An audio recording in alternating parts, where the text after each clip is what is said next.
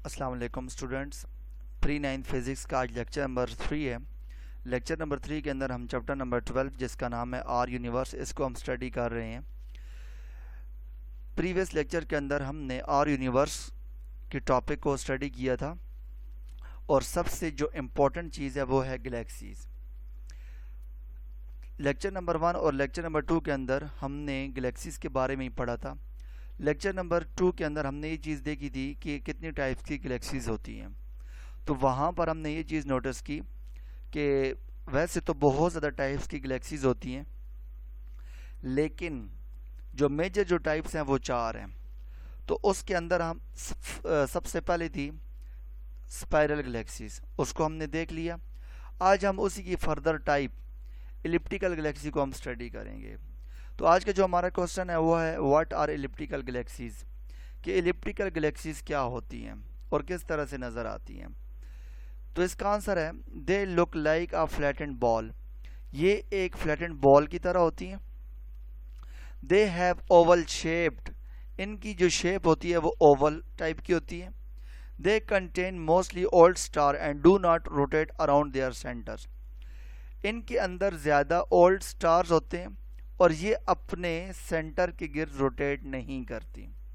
तो स्टूडेंट सबसे पहले इस चीज़ को समझ लेते हैं कि एलिप्टिकल जो गैलेक्सीज़ हैं वो किस तरह की होती हैं। स्टूडेंट्स ये आपके सामने कुछ पिक्चर है।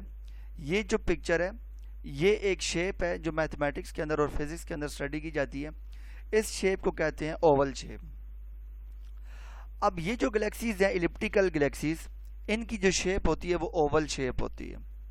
अब ये जो आपको शेप नज़र आ रही है, ये मैथमेटिक्स के अंदर हम इसको स्टडी करते हैं और इसका नाम है इलिप्स। ज्योमेट्रिकल शेप जो इसका नाम है, ज्योमेट्रिकल नेम है इसका, वो है इलिप्स। अब ये जो शेप है ओवल टाइप की, इसको हम इलिप्स कहते हैं।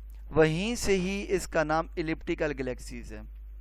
अब आगे इलिप्टिकल गैलेक्सीज की कुछ पिक्चर डिस्प्ले की गई हैं, आप इनमें देखें, आपको नज़र आएगा ये जो गैलेक्सी है ये बिल्कुल as it is oval type की है, ओवल शेप की है, और इसीलिए इसका नाम इलिप्टिकल गैलेक्सी है।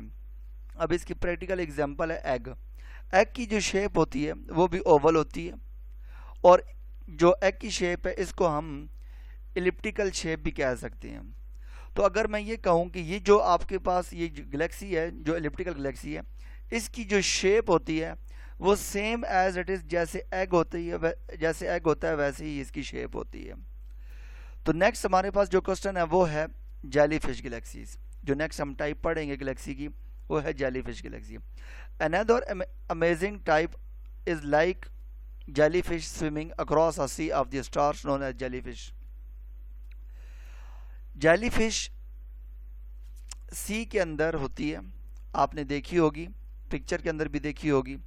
They have the giant tail looking as blue ribbons of young stars extended away from a galaxy disk.